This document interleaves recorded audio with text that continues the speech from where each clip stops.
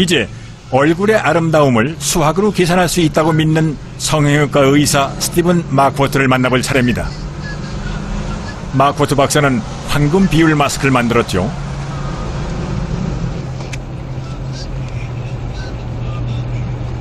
I became interested in what made a face attractive because I was an engineering major in college when I was at university.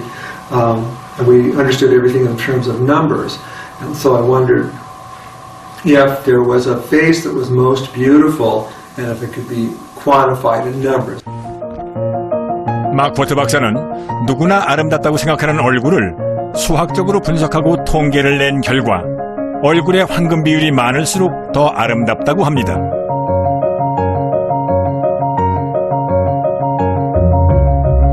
그래서 얼굴에 나타날 수 있는 황금 비례를 다 적용한 게 황금 비율 마스크입니다.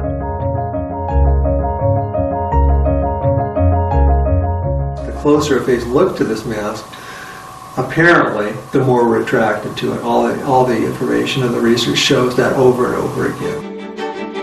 여러분은 어떻습니까?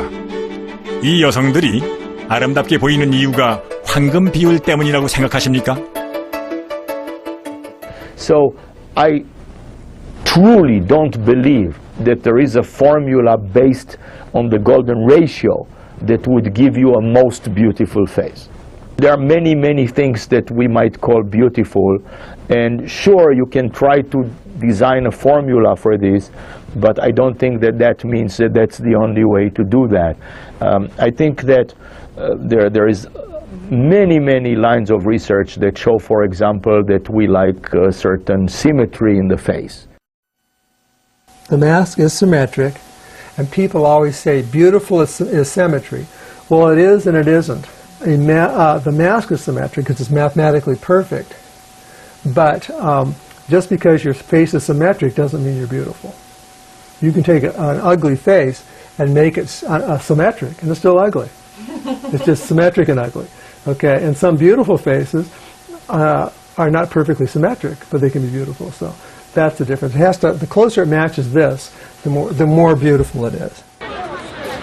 하지만 우리는 민족에 따라 또는 문화에 따라 미인을 평가하는 기준이 다르다는 걸 알고 있습니다.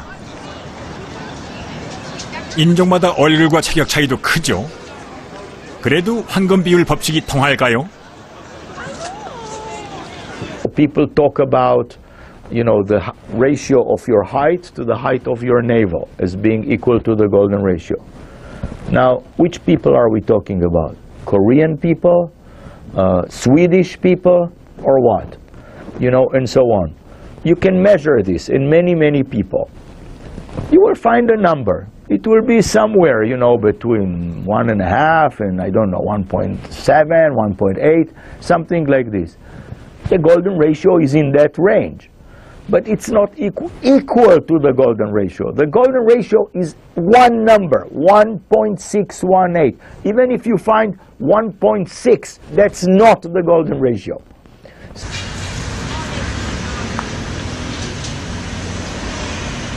뇌신경학자 디디오 박사는 아름다운 것을 볼 때 우리의 뇌가 마치 맛있는 음식을 먹고 명상을 할 때처럼 행복감을 느낀다는 가설을 증명하기 위해 황금 비율 조각상으로 실험을 했습니다.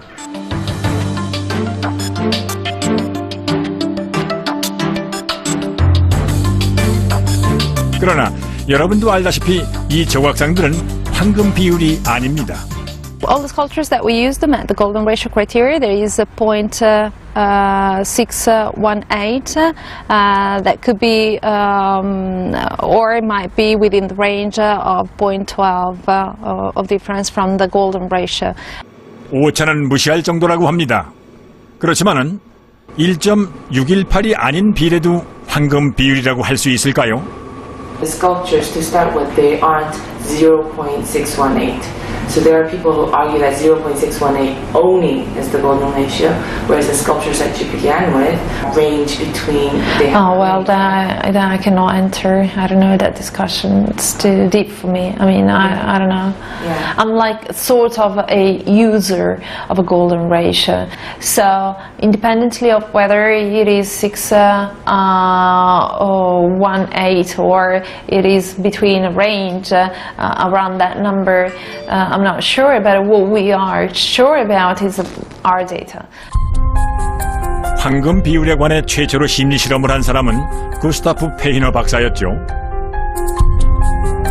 그는 실험에서 황금 사각형을 선택한 사람이 35%로 가장 많다고 발표했지만은 사실은 거의 구분할 수 없는 다른 비례를 선택한 사람이 40.6%로 더 많았습니다. First of all, later research has shown that Fechner also omitted some results which did not quite agree with this idea. For example, he did experiments with ellipses, where the long side of the long axis of the ellipse to the short side is in golden ratio, and people did not particularly prefer that, and he didn't publish that. And also others repeated this experiment in the 20th century, and some found that, yeah, maybe there is a small preference. Others found that they don't see anything like this, and so on. So basically, there really is no real basis for assuming that we prefer precisely the golden ratio in aesthetics. And so I have three rectangles. One of them is the golden ratio, but I don't think it's any more beautiful than the other rectangles. I think it's just another rectangle. It's natural to try and apply mathematics to different problems. Mathematics has been wonderful at solving problems in the sciences, but it turns out that mathematics does not solve the question of beauty. 무조건적인 황금 비율 믿음은 집착을 낳습니다. With our eyes, we cannot tell the difference between 1.6 ratio or 1.618 and so on. We cannot tell that. So even if we happen to like a rectangle that is not too square or not too squished like this, it doesn't mean that it's the golden ratio. We may like something that's, maybe close to 1.5 or 1.6 or something like this. That's not the golden ratio. The golden ratio is a very precise number. You better. 미국의 한 의류업체에서는 황금 비율로 디자인한 청바지를 개발했습니다. 말하자면은 황금 비율 청바지라는 거죠. 자, 과연 어떤 부분이 황금 비율인지 찾아보시기 바랍니다. Pretty woman walking down the street, pretty woman, the kind I like to meet, pretty woman. I don't believe you're not the truth. No one could look as good as you. Mercy. Pretty woman, won't you pardon me, pretty woman? I couldn't help but see, pretty woman. It was also great in how it brought people in and the response, and that actually what we were doing was working. We had a great fit. 사실 옷을 입은 상태에서는 황금 비율이 잘 보이지 않을 수도 있습니다. 그래도 디자이너는 특별한 디자인 때문에 반응이 좋았다는군요. 과연 바지 어느 부분에 황금 비율을 숨겨놓았을까요? Every process is important, designing, and particularly for the proportion of blue, just starting with our pocket proportions, what we wanted those to be like and where it would be, or placing them in the perfect proportion so that it accentuates the body. 디자이너가 의도적으로 황금 비율을 적용했다는데 호기심이 발동합니다. 과연 사무실에는 황금 비율을 소개한 서적도 놓여 있었습니다. 평면이나 사각형도 아닌 의류에 황금 비율을 적용하는 건 쉽지 않을 것 같습니다. 자, 어떻게 가능했는지, 무슨 의미인지 다시 한번 물어보았습니다. Most people wrote about it and said it's amazing and it works. We had articles that people said, we write an article and the title of the article was Denim That's Smarter Than You. 만든 사람이 의도하고 디자인해도 입거나 보는 사람은 못 느낄 수도 있습니다. 그래서 아예 청바지 도면 위에 황금 비율을 표시해달라고 부탁했습니다. And it may not be exact because these are development. And then where 갑자기 당황하고 말문이 막힙니다. so it's not perfectly matching, but ultimately that would be what it would be. This would be 1, and this would be 1 to more ideally 1 to 1.7. 1.7. Isn't it 1.618? Yep, but I would do 1.7 on it. Oh, okay. 디자이너는 황금비가 얼마인지도 모르는군요. 결국 황금 비율 청바지도 거짓말입니다. Yeah, the chain stitch. Did you work? 이렇게 상업주의로 본 황금 비율은 그저 요란한 광고나 포장지 같은 건지도 모르겠습니다. They kind of look like. To some people, of course, it's a marketing tool. Yes, I was told stories about somebody who bakes bread and uses quantities that are, in golden ratio. Now, that is a marketing tool. I don't think that bread necessarily tastes much different than any other kind of bread. But, you say, look, I bake my bread based on the golden ratio. It becomes some sort of a marketing tool. 요즘은 배우나 탤런트가 아니라도 그리스 조각처럼 근육을 발달시키고 몸을 단련하는 젊은이들이 많습니다. 확실히 배가 너무 나오거나 지나친 다이어트로 마른 모습보다는 적당히 근육 붙은 몸이 보기 좋습니다.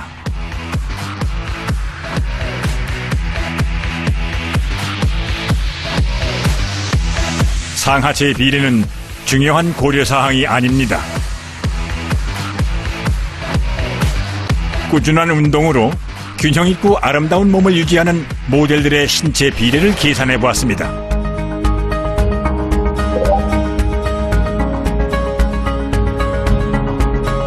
두 사람 모두 보기 좋은 몸매지만은 황금 비율과는 거리가 멉니다.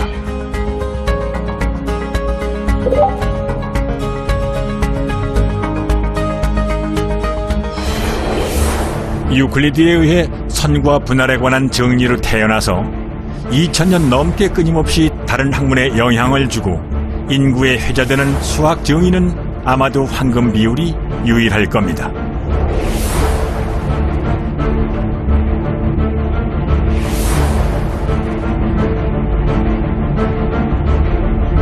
그러나 현대에 들어서는 연구보다 유행이 앞선 느낌입니다.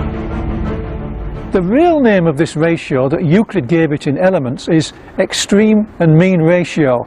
I guarantee if somebody hadn't come along and given it the name divine proportion or later the golden ratio, nobody would have worried about it. You cannot imagine, I can't imagine an artist saying, I just made this painting and it's based on the extreme and mean ratio. The real pity is that people invent all of these false stories about the golden ratio.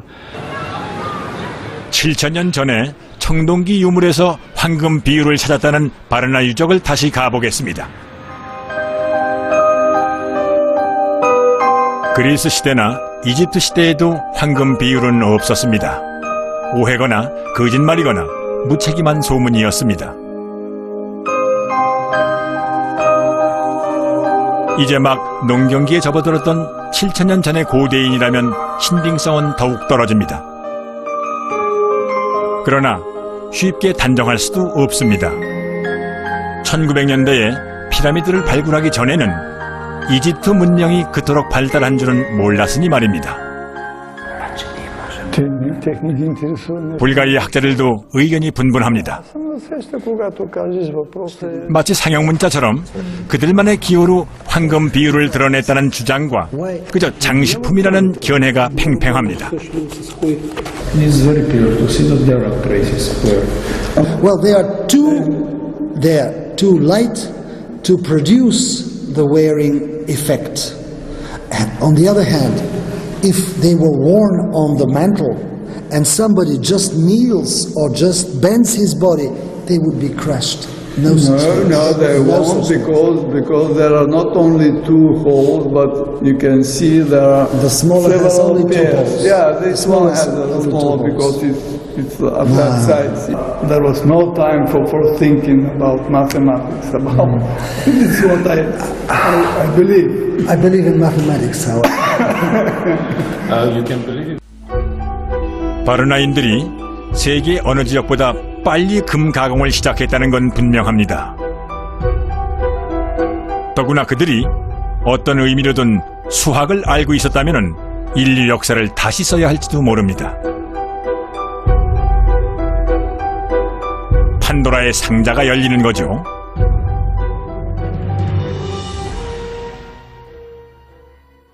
For us, it is very nice that we have a different points of view.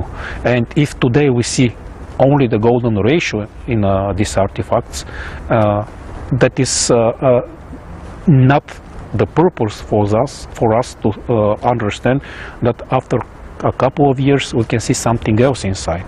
And this is the richness of the science, and this is very well to do different sorts of studies. I've looked carefully at when the golden ratio applies and when it doesn't apply. And if you look hard, you can't help but discover which things are true about it and which things aren't. Life is an adventure, and so is research, and the golden ratio is just one of those adventures. We don't know where we are, where it's going. Could we be totally up the wrong tree? It's possible. Probably not, but it's possible, and you have to always think that.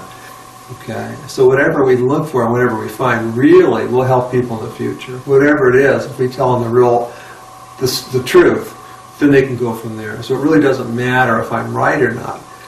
It'll give somebody else someplace to start.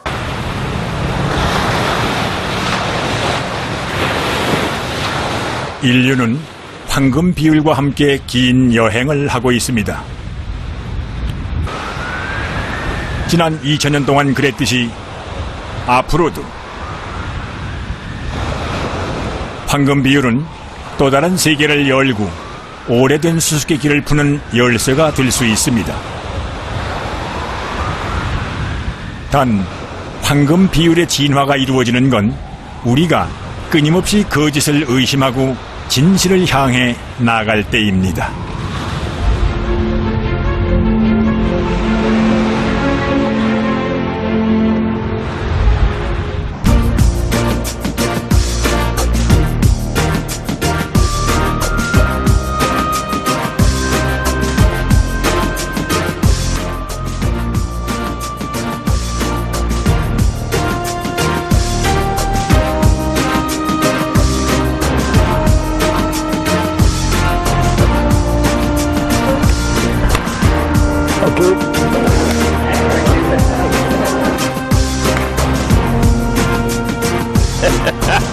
I thought I was crazy.